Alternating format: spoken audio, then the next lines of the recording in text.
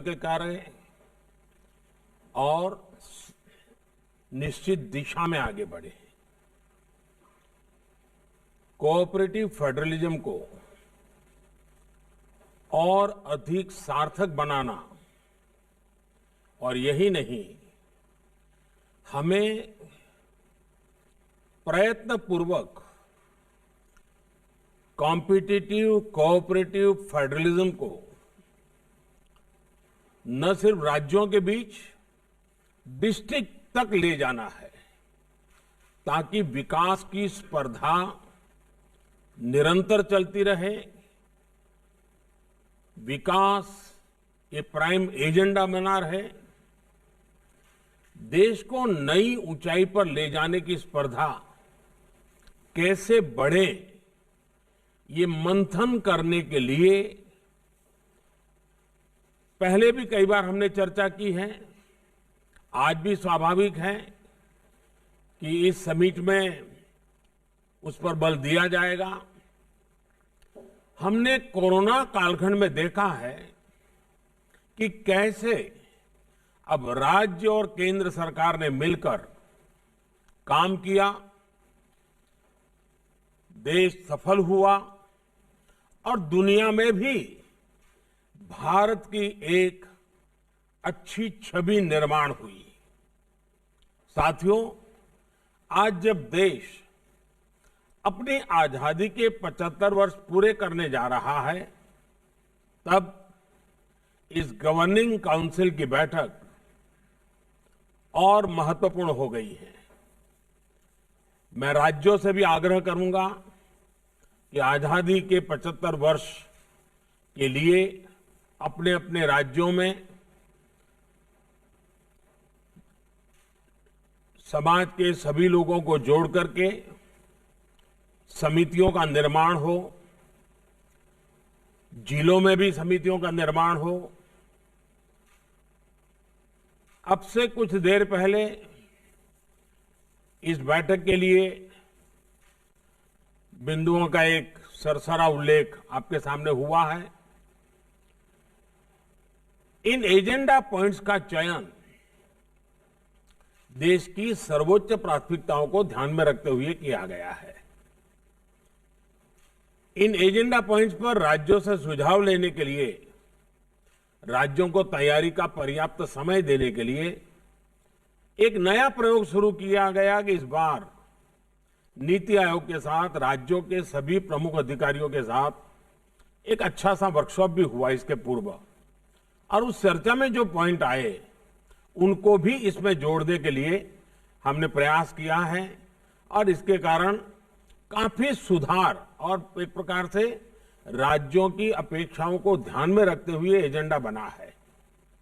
इस प्रक्रिया से गुजरने की वजह से इस बार गवर्निंग काउंसिल के एजेंडा पॉइंट्स बहुत स्पेसिफिक है और हमारी चर्चा को और सारगर्भित बनाएंगे। साथियों, पिछले कुछ सालों में हमने देखा है कि हमारे देश के गरीबों को एम्पावर करने की दिशा में बैंक खाते खुलने से, टीकाकरण बढ़ने से, स्वास्थ्य सुविधा बढ़ने से, मुफ्त बिजली कनेक्शन मिलने से, मुफ्त गैस कनेक्शन, मुफ्त शौचालय निर्माण की योजनाओं, उनके जीवन में, खास करके गरीबों के जीवन में एक अभूतपूर्व बदलाव नजर आ रहा है। देश में अभी हर गरीब को पक्की छत देने का अभियान भी तेज गति से चल रहा है। कुछ राज्य बहुत अच्छा परफॉर्म कर रहे हैं, कुछ राज्यों को अपनी गति बढ़ाने की आवश्यकता भी है। 2014 के बाद से देखें तो गांवों और शहरों को मिलाकर 2 करोड़ 40 लाख से ज्यादा घरों का निर्माण पूरा किया गया है। आपको मालूम है, देश के 6 शहरों में आधुनिक टेक्नोलॉजी से घरें बनाकर एक अभियान चल रहा है। एक आध महीने के भीतर भीतर नई टेक्नोलॉजी से तेजी से अच्छी क्वालिटी के मजबूत मकान बनाने की दिशा में देश के 6 शहरों में नए मॉडल तैयार होंगे। वो भी इस काम के लिए हर राज्य को ये उपयोगी होने वाला है। उसी प्रकार से पानी की कमी और प्रदूषित पानी से होने वाली बीमारी लोगों के विकास में बाधा न बने, कुपोषण की समस्याओं को वो बढ़ाए नहीं, इस दिशा में भी मिशन मोड में काम हो रहा है। जब जल जीवन मिशन शुरू होने के बाद से पिछले 18 महीनों में ही 3.5 करोड़ से भी अधिक ग्रामीण घरों को पाइप वाटर सप्लाई से जोड़ा जा चुका है। गांवों में इंटरनेट कनेक्टिविटी के लिए भारत नेट स्कीम एक बड़े बदलाव का माध्यम बन रही है। ऐसी सारी योजनाओं में जब केंद्र और राज्य सरकारें मिलकर काम करेगी तो काम की गति भी बढ़ेगी और अंतिम व्यक्ति तक उसका लाभ पहुंचना भी सुनिश्चित हो जाएगा। साथियों, इस वर्ष के बजट पर जिस तरह का एक पॉजिटिव रिस्पांस आया है, चारों तरफ से एक नई आशा का वातावरण पैदा हुआ है, उसने जता दिया है कि मूड ऑफ द नेशन क्या है। देश मन बना चुका है, देश तेजी से आगे बढ़ना चाहता है, देश अब समय नहीं गंवाना चाहता है और कुल मिलाकर के देश के मन को बनाने में देश का युवा मन बहुत बड़ी भूमिका अदा कर रहा है और तभी ये बदलावों के प्रति एक नया आकर्षण पैदा हुआ है। हमें भी ये देख कैसे देश का प्राइवेट सेक्टर देश की इस विकास यात्रा में और ज्यादा उत्साह से आगे आ रहा है। सरकार के नाते हमें इस उत्साह का, प्राइवेट सेक्टर की ऊर्जा का सम्मान भी करना है और उसे आत्मनिर्भर भारत में उतना ही अवसर भी देना है। आत्मनिर्भर भारत एक ऐसे नए भारत की तरफ कदम है जहां हर व्यक्ति, हर संस्था, हर उद्यम को अपनी पूरी क्षमताओं से आगे बढ़ने का अवसर मिले। साथियों, आत्मनिर्भर भारत अभियान एक ऐसे भारत का निर्माण का मार्ग है जो न केवल अपनी आवश्यकताओं के लिए बल्कि विश्व के लिए भी उत्पादन करे और ये उत्पादन विश्व श्रेष्ठता की कसौटी पर भी खरा उतरे। और इसलिए मैं हमेशा कहता हूं, जीरो डिफेक्ट जीरो इफेक्ट।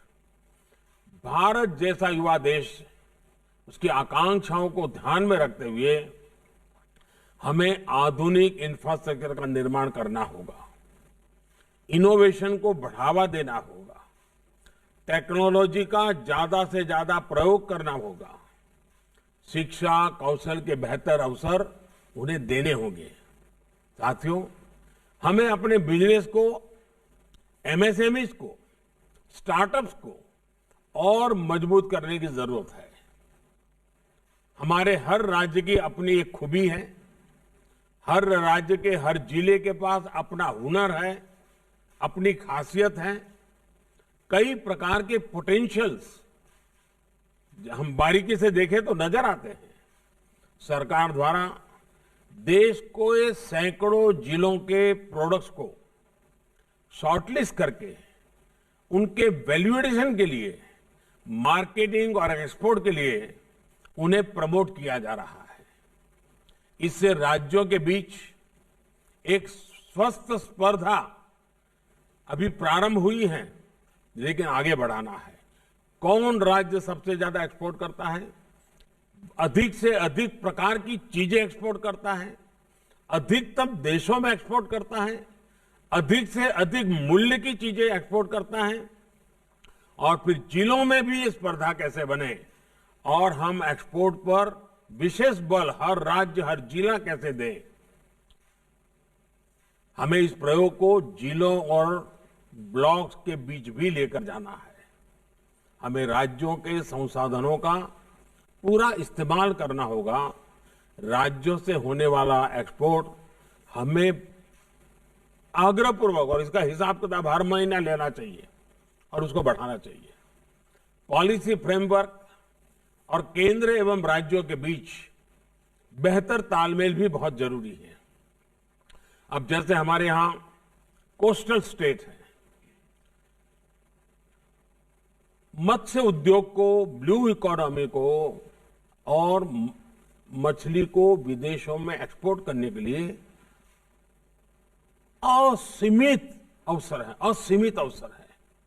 हमारे कोस्टल स्टेट उसके लिए क्यों न स्पेशल इनिशिएटिव ले। देखिए, इकोनॉमी को बहुत बड़ा बल मिल सकता है, हमारे फिशरमैन को बहुत बड़ा बल मिल सकता है। मैं चाहूंगा कि आप इस बात से परिचित हैं कि केंद्र सरकार ने विभिन्न सेक्टर्स के लिए एक पीएलआई स्कीम शुरू की है। ये देश में मैन्युफैक्चरिंग बढ़ाने का बेहतरीन अवसर है। राज्यों को भी इस स्कीम का पूरा लाभ लेते हुए अपने यहां ज्यादा से ज्यादा निवेश आकर्षित करना चाहिए। कॉरपोरेट टैक्स की दरें कम करने का लाभ भी राज्यों ने बढ़ चढ़ करके उठाना चाहिए। आपने ऐसी कंपनियों का संपर्क करना चाहिए कि दुनिया में इतना कम टैक्स रेट जब किया गया है तो उसका फायदा आपके राज्य को मिलना चाहिए। साथियों, इस बार के बजट में इंफ्रास्ट्रक्चर के लिए दिए गए फंड की भी काफी चर्चा हो रही है। इंफ्रास्ट्रक्चर पर होने वाला ये खर्च देश की अर्थव्यवस्था को कई स्तर पर आगे बढ़ाने का काम करेगा, रोजगार के भी बहुत अवसर पैदा करेगा। एक मल्टीपल इफेक्ट होती है इसकी। नेशनल इंफ्रास्ट्रक्चर पाइपलाइन में राज्यों का हिस्सा 40% से इसलिए 40% है और इसलिए जरूरी है कि राज्य और केंद्र मिलकर अपने बजट को सिंक्रोनाइज करें, प्लानिंग करें और प्राथमिकताओं को तय करें। अब भारत सरकार ने अपना बजट पहले की तुलना में 1 महीना प्रीपोन किया है। राज्यों के बजट और केंद्र के बजट के बीच में 3-4 सप्ताह मिल जाते हैं, तो केंद्र के बजट के लाइट में राज्यों का बजट बनता है, तो दोनों मिलकर के एक दिशा में आगे बढ़ते हैं। और मैं चाहूंगा कि इस दिशा में भी राज्यों के बजट चर्चा करते होंगे। जिन राज्यों का बजट अभी आने वाला है वो इस काम को और प्राथमिकता पर कर सकते हैं।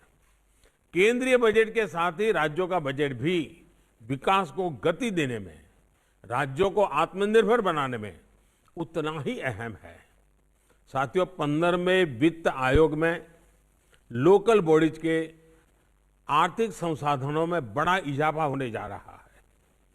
स्थानीय स्तर पर गवर्नेंस में सुधार लोगों का लिए क्वालिटी ऑफ लाइफ और उनके आत्मविश्वास का आधार बनती है।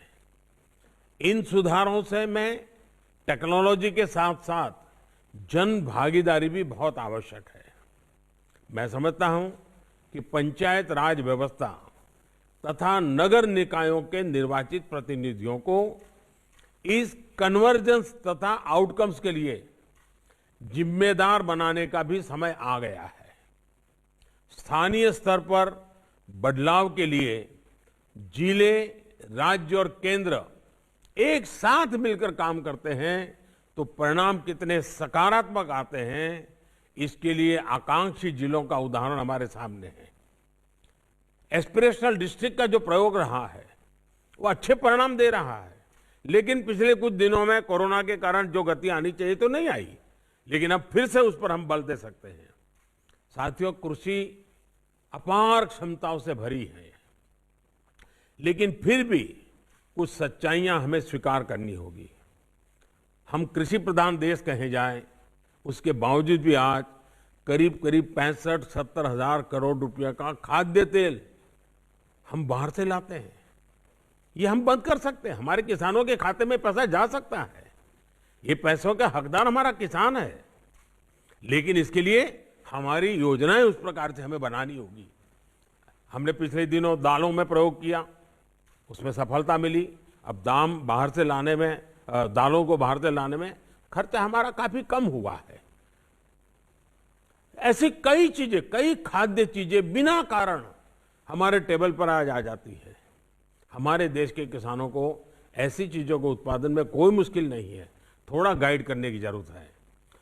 और इसलिए ऐसे कई कृषि उत्पाद हैं जो हमारे किसान न सिर्फ देश के लिए पैदा कर सकते हैं बल्कि दुनिया को भी सप्लाई कर सकते हैं।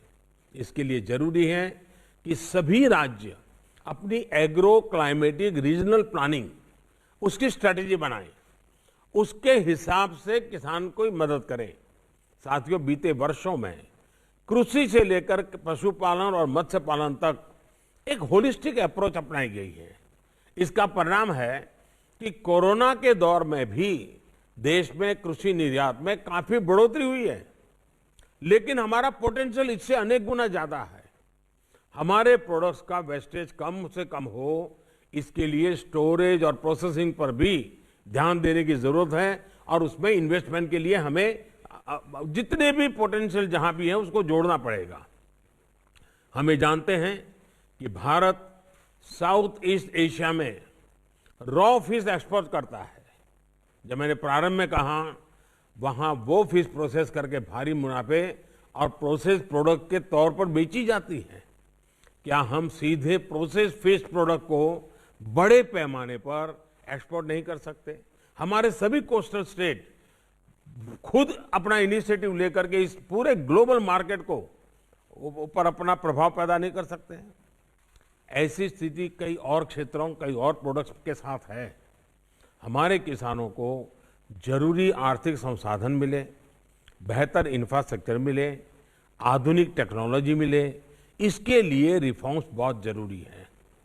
साथियों, हाल ही में ऐसे कई रिफॉर्म्स किए गए हैं जो रेगुलेशन को कम करते हैं, सरकार का दखल कम करते हैं। मैंने पिछले दिनों देखा, सरकार के अंदर सामान्य व्यक्ति को कंप्लायंस, हजारों ऐसे कंप्लायंस हैं जिसको हम निकाल सकते हैं। जैसे पिछले दिनों हमने 1500 कानून खत्म किए। मैं राज्यों से आग्रह करूंगा, आप एक छोटी टीम बिठाइए, बिना कारण, अब जब टेक्नोलॉजी है तो बार बार चीजें मांगने की जरूरत नहीं है लोगों से। ये कंप्लायंस का बर्डन देश के नागरिक के सर पर से हम कम करें, राज्य आगे आए। मैंने भी भारत सरकार में कहा है और हमारे कैबिनेट सेक्रेटरी उसके पीछे लगे हुए हैं, कंप्लायंस की संख्या जितनी कम हो करनी है। ये भी ईज ऑफ लिविंग के लिए बहुत जरूरी है। उसी प्रकार से साथियों, युवाओं को अपना सामर्थ्य खुलकर दिखाने का भी हमें मौका देना होगा। कुछ महीना पहले ही आपने देखा होगा, कुछ महत्वपूर्ण निर्णय किए गए। उसकी चर्चा बहुत ज्यादा नहीं होती है, लेकिन इसका परिणाम बहुत बड़ा होता है। ओएसपी रेगुलेशंस को रिफॉर्म किया गया था। इससे युवाओं को कहीं से भी काम करने की फ्लेक्सिबिलिटी मिली है।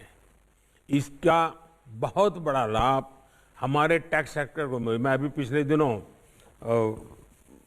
आईटी सेक्टर के लोगों से बात कर रहा था। मुझे कईयों ने बताया कि उनके 95% लोग अब घर से ही काम कर रहे हैं और उनका काम अच्छा चल रहा है। अब देखिए ये कितना बड़ा बदलाव आ रहा है। हमने इन चीजों पर बल देना होगा। हमें ऐसी जो बंदिशें हैं, उन सारी बंदिशों को समाप्त करना चाहिए। काफी मात्रा में हमने पिछले दिनों रिफॉर्म करके किया भी है। आपने देखा होगा, कुछ दिन पहले हमने एक बहुत महत्वपूर्ण निर्णय किया है। जियो स्पेशियल डेटा से जुड़े नियमों को भी लिबरलाइज कर दिया है। जो अभी हमने किया है वो अगर आज से 10 साल पहले हम कर पाते तो शायद ये गूगल वगैरह भारत के बाहर नहीं बनते, वो हमारे यहाँ बनते। हमारे ही लोगों की टैलेंट है, लेकिन प्रोडक्ट हमारी नहीं है। इससे हमारे स्टार्टअप्स और टेक सेक्टर को तो बहुत बड़ी मदद मिली है। मैं चाहता हूं कि ये फैसला देश के सामान्य मानवी की ईज ऑफ लिविंग बढ़ाने में मदद करेगा। और साथियों, मैं 2 चीजों का आग्रह करूंगा। आज विश्व में हमें एक अवसर प्राप्त हुआ है। उस अवसर को जुटाने के लिए हमारी कोशिश रहनी चाहिए ईज ऑफ डूइंग बिजनेस, और भारत के नागरिकों के लिए हमारी कोशिश रहनी चाहिए ease of living. Globally Bharat के पोजीशनिंग के लिए, भारत को अपॉर्चुनिटी ग्रैब करने के लिए ईज ऑफ डूइंग बिजनेस का महत्व है, और उसके लिए हमारे कानूनों में सुधार करना होगा, व्यवस्थाओं में सुधार करना होगा, और देश के नागरिकों की आशा अपेक्षाओं को पूरा करने के लिए, उसके जीवन को सरल करने के लिए, ईज ऑफ लिविंग के लिए जो चीजें आवश्यक हैं उसको बल देना पड़ेगा। साथियों, मैं अब आपके अनुभव, आपके सुझाव सुनने के लिए उत्सुक हूं। आज हम दिन भर बैठने वाले हैं, बीच में एक थोड़ा समय हम ब्रेक लेंगे, लेकिन हम सारे विषयों की बातचीत करेंगे। मुझे विश्वास है कि हमेशा की तरह इस बार भी आप सभी की तरफ से रचनात्मक और सकारात्मक विचार देश को आगे ले जाने में बहुत काम आएंगे। और हम सब मिल करके, केंद्र और राज्य, हम एक देश के रूप में एक ही दिशा में जितनी शक्ति लगा सकते हैं, लगी शक्ति लगा करके विश्व में एक अभूतपूर्व अवसर भारत के लिए पैदा हुआ है। ये मौका हम जाने नहीं देंगे। इसी एक अपेक्षा के साथ मैं फिर एक बार इस महत्वपूर्ण समिट में आप सबकी उपस्थिति का स्वागत करता हूं, आपके सुझावों का इंतजार करता हूं। बहुत बहुत धन्यवाद। नीति आयोग की बैठक में प्रधानमंत्री नरेंद्र मोदी मुख्यमंत्रियों के साथ बातचीत करते हुए उन्होंने कहा है कि इस कोरोना काल में भारत ने अभूतपूर्व काम किया है। राज्यों के साथ केंद्र ने मिलकर जो काम किया है, पूरी दुनिया भर में उसकी तारीफ हुई है। लेकिन अब ये एक नया मौका हिंदुस्तान के हाथ में है, जिसका भरपूर फायदा उठाने की जरूरत है देश को और राज्यों को भी, कि क्या कुछ वो नया कर सकते हैं। नई तकनीक का इस्तेमाल करते हुए प्रधानमंत्री नरेंद्र मोदी ने तमाम और राज्यों के मुख्यमंत्रियों से उनके सुझाव भी मांगे हैं और उन्होंने कहा है कि इससे पहले भी लगातार सुझाव मांगे गए हैं, उस पर अमल किया जा रहा है और ऐसे में बड़ा फायदा देश को हो रहा है। कुछ उदाहरण भी मुख्यमंत्रियों से बातचीत के दौरान प्रधानमंत्री नरेंद्र मोदी ने रखे हैं। ऐसे में जबकि नीति आयोग गवर्निंग काउंसिल की ये बेहद अहम बैठक हो रही है, अपने सुझाव प्रधानमंत्री मोदी ने उन मुख्यमंत्रियों के सामने रखे हैं जो लगातार उनसे इस सत्र में बातचीत कर रहे हैं। प्रधानमंत्री मोदी ने कहा कि दिन भर उनसे बातचीत का ये सिलसिला यूं ही चलता रहेगा, लेकिन उन्होंने सबसे ज्यादा जोर दिया है कि अब हम समझें कि क्या है देश का मूड और लगातार देश अब आगे बढ़ना चाहता है, विकास करना चाहता है, इसलिए हम हर संभव मदद करें और तकनीक का इस्तेमाल करके विकास की रफ्तार को तेज बढ़ाएं। इस बीच एक बेहद अहम खबर आ रही है। महाराष्ट्र